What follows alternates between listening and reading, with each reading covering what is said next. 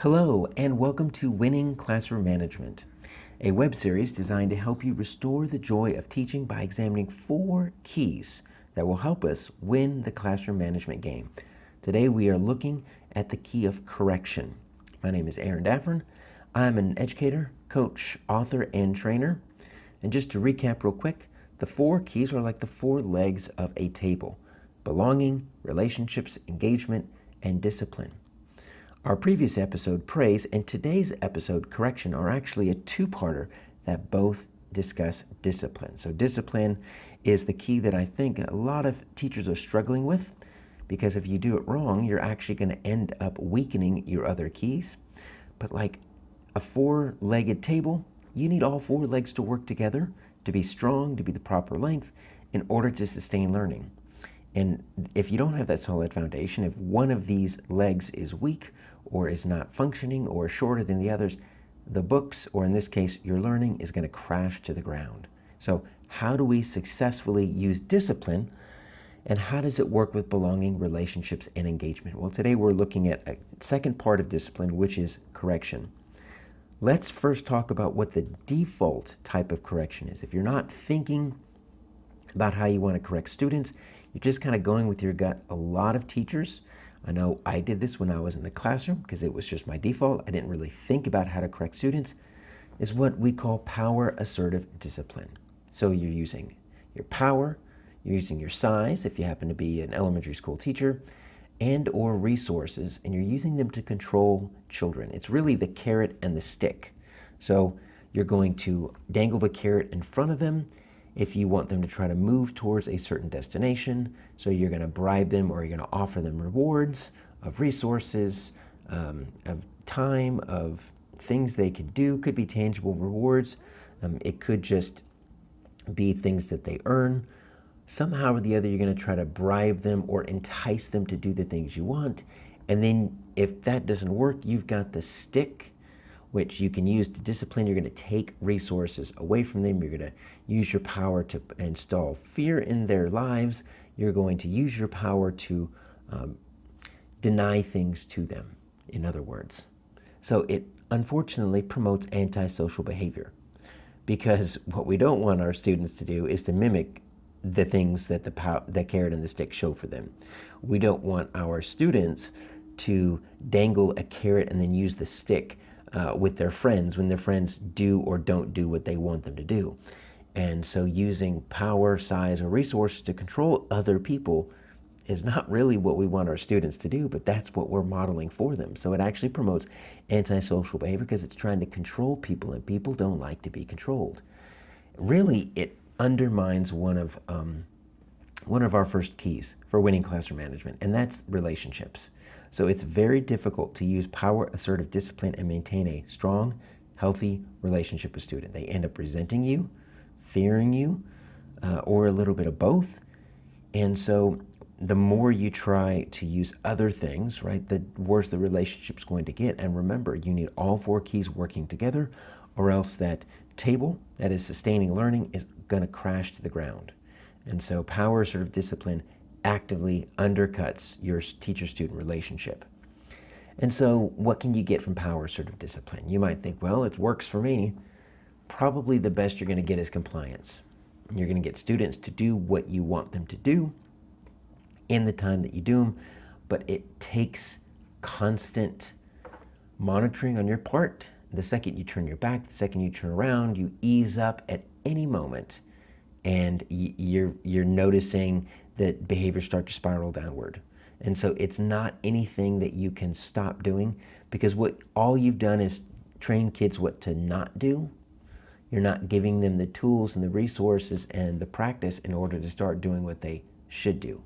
Just getting them to stop is going to be the best you can get. Now, the worst is defiance. And most likely you've had that experience to where the carrot and the stick work for some kids, but they don't work for others, and it actually makes the situation worse. What we want to promote pro-social behavior, right? That's why in our previous episode we spent so much time talking about praise. We don't want them to just stop doing the wrong things. We want them to start doing the right things without our prompting. That's what praise does. Power assertive discipline, at best, is going to get us compliance. Students are really good at mimicking the behaviors that they see modeled for them. They're not so good at listening to what we say and doing what we tell them to do, but they will do what they see us do all day long. So if you want students to continue to use the carrot and the stick to manage their own interpersonal relationships with their peers, then keep using power assertive discipline. But if you don't want to see students mimicking the behaviors we're using with them, with their friends, then we need to change our behavior. So what is an alternate way to discipline students when they misbehave? Well, one way would be to use induction. So this is called victim-centered induction. And the shift here is when we are discussing a student's misbehavior, we're talking to them about what they did, we focus their attention on how others were affected by the misbehavior. So rather than you did this wrong or you were not meeting my expectations, we instead draw their attention to when you did this, this is how it affected your friends. This is how it affected others in your class. This is how it might have been just one student. This is how Susie was affected by when you did this action.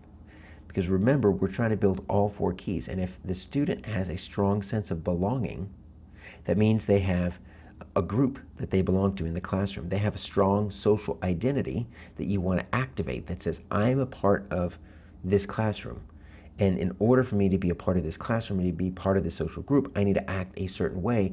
And this behavior actually damaged that relationship. Because a lot of students, if they've got friends, they may or may not care so much about your feelings as the adult. Maybe you're close, maybe it's fine to hurt your feelings because you're adult, you can take it, but they really don't want to be a negative influence on their friends. They really don't want to be ostracized from their peers. So we want to focus their attention on how their misbehaviors affected their peers. We want to ask them to use empathy, right? Some perspective taking. Imagine what it was like to be Susie when you did this thing. Imagine what she felt like. And so we can either just ask them to imagine, maybe we ask them, what do you think she felt, and ask them to respond. Kind of depends on how emotionally regulated they are at the moment. Maybe it was a short episode and you just want to have a calm conversation. Maybe it was an utter meltdown and, they're still kind of getting themselves back together. So they might not have the emotional capability at the moment to get into a long, drawn-out discussion. But you want to focus their attention on how it affected others. Ask the student to imagine what it was like to be in the student's place, right? So we want them to understand that their behavior was not meeting your expectations, not because you said it was wrong, but because it negatively impacted others. What you're doing is you're grounding them in the truth that pro-social behavior helps others. Antisocial behavior hurts others. So they can internalize this idea, this decision-making process of, should I do this? Well, will it help others or hurt others? That's the lesson you're teaching right there.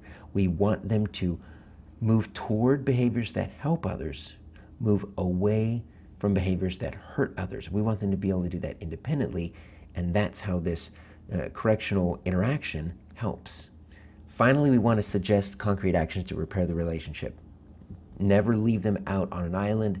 Never punish them and say, you know what, you are outside of the group. I need you to sit out here for 15 minutes, and then we'll let you rejoin the group. Unless there's an immediate behavioral concern about them rejoining the group, always give them an opportunity to repair the relationship. And it needs to be a concrete action, whether it's apologizing, whether it's picking something up off the floor, whether it's going to get something.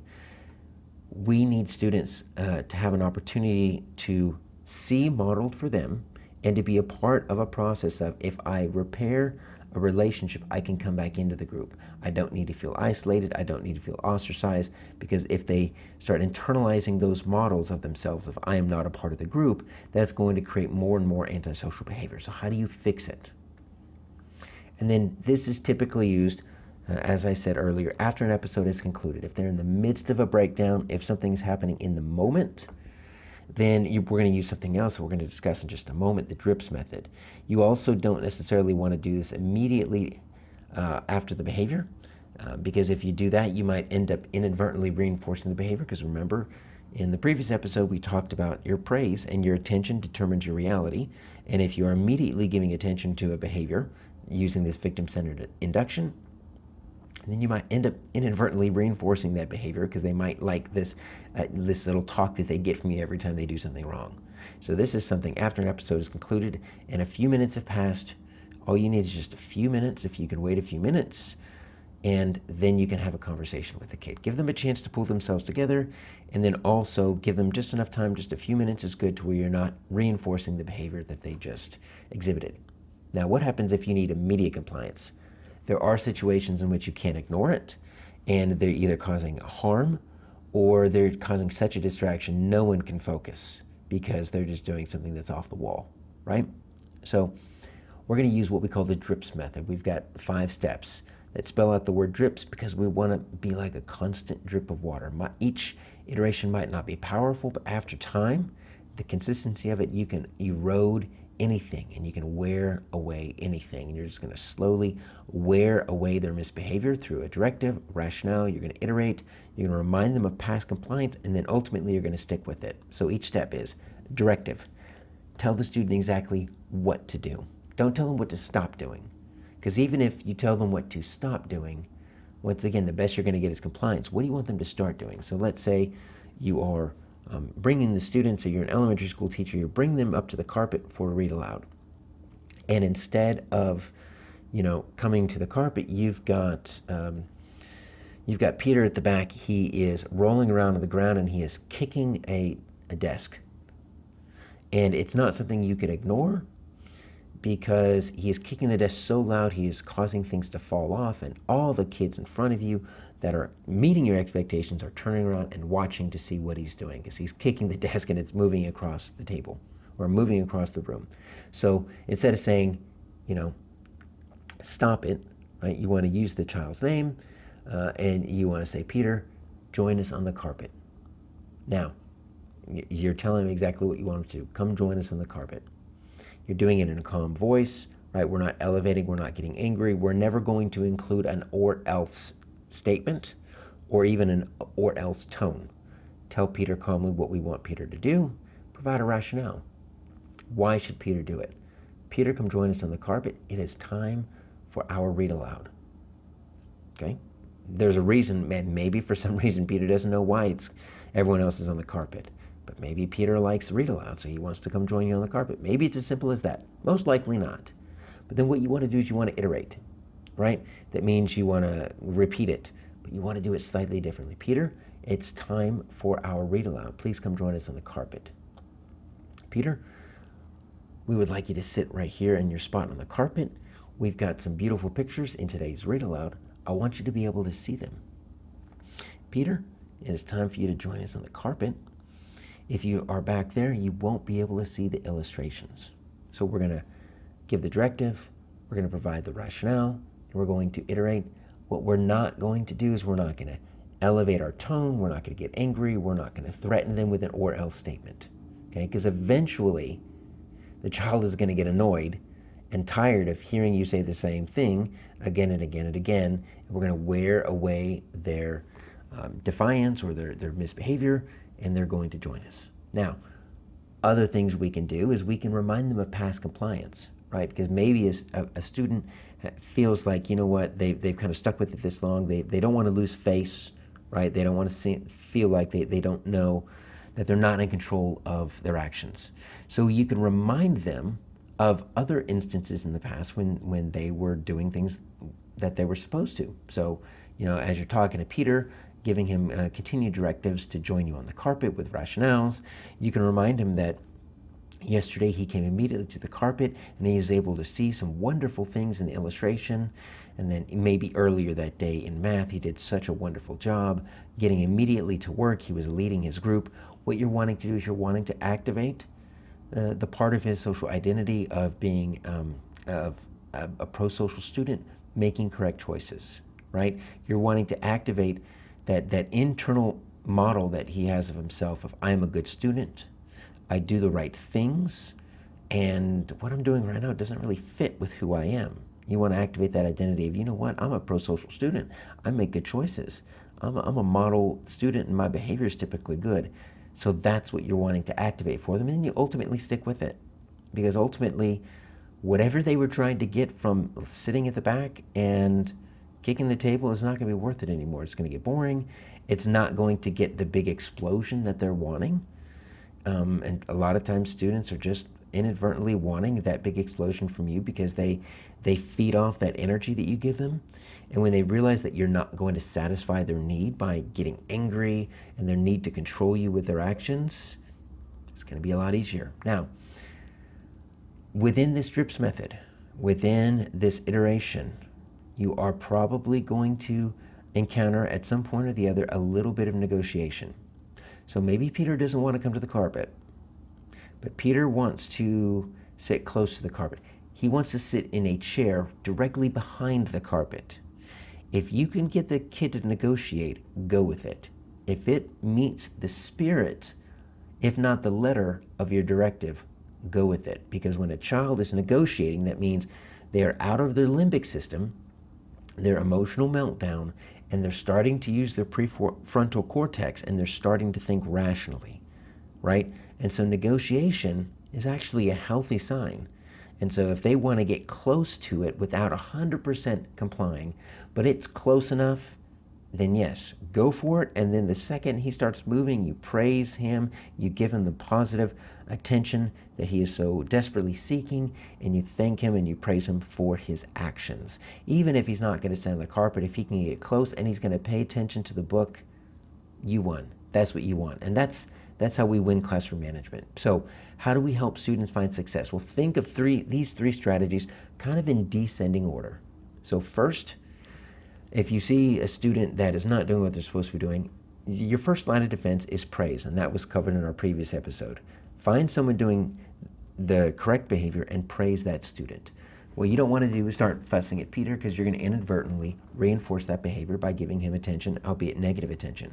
So start praising students that are sitting on the carpet, that are coming and finding their spot and doing what they should be doing.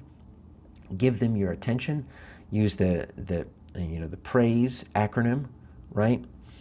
So that it's very specific, it's personal, it's recurring, it's enthusiastic, all of those things, so that you are constantly and very vocally describing your expectations, communicating to everyone, including Peter, what they should be doing. Your second option is to ignore it. If Peter is not necessarily bothering anyone else, he is just hanging out in the back, you know what? You don't want to give him any attention. You don't want to reinforce anything. So let him sit back there. He's going to miss the read aloud. And if that's what he's choosing to do, that's what he's choosing to do. But after the read aloud is done, after his episode is kind of finished, you moved on to something else, you air it out. And air it out is just an acronym I created for this victim-centered deduction. So after the behavior has ceased, you've moved on, he's not necessarily bothering anyone, he's not making a good choice, you want to talk to him about that. You're going to talk to him about A, how his behavior affected others. So how did his behavior in the back affect the others that were sitting on the carpet, right? And then I, ask him to imagine what it was like to be those other students, because remember, we're trying to tie his antisocial behavior to how it affected his friends, his peers, and this all relies on belonging, and then give him an opportunity to repair it, right? So maybe there's a concrete opportunity at that moment, maybe there's an apology that needs to happen, maybe it's the next time you have a read aloud, you're going to give him a 2 or 3 minute warning. You're going to give him an opportunity to come to the carpet first, and you're going to tell him, I will make sure to praise you in front of everyone else so they see how good you're doing. You can't fix it now because we can't go back in time, but tomorrow I want you to be the first one on the carpet, and I'll even give you a head start. I'll let you come to the carpet first. And maybe that's all he needs. Now, if Peter's in the back and he's kicking things, and it's to the point to where you can't focus and the kids are all turning around, that's when we use the DRIPS model. So we want to first praise. Second, we want to ignore it and air it out later. But third, if you can't praising's not working and ignoring it is not really an option, that's when we use the DRIPS method for the immediate compliance. That's where we give the directive, provide the rationale, we iterate it again and again and again, remind the student of past compliance, and then ultimately stick with it. It's a game of chicken, and you don't want to swerve first. The first few times this happens, this might be an extended interaction back and forth. It's not going to fix it in 15 seconds, so it might take a few minutes. So buckle up a little bit and get ready for it. But if you have to do this multiple times with the kids, this is what you'll find. As the number of instances that use the DRIPS method with the same student, as it goes on, the amount of time it takes is going to get smaller and smaller because they know what the end result is going to be. They have enough previous experiences with this when they realize when you start walking over and you start giving the directives, they might just sigh and just do what you want them to do because they know in the end they're going to do it anyways, and they'd rather just avoid the 5 minutes of you repeating your directives again and again and again. So it's going to take a little while the first few times, but eventually they know that you're not going to be angry with them. They know that you're not going to yell at them and give them that negative attention they want, so they might just end up complying because they want to cut out the middleman and just go straight to what they're going to end up doing anyways, which is, meeting your expectations. All discipline encounters are teaching moments. When a student is struggling to meet your behavioral expectations, that discipline encounter is an opportunity to teach them, not to punish them. We're not punishing, we're teaching. So if you have any questions about this, you want to learn more, you can find me at aarondaffern.com, or you can email me at aarondaffern@gmail.com.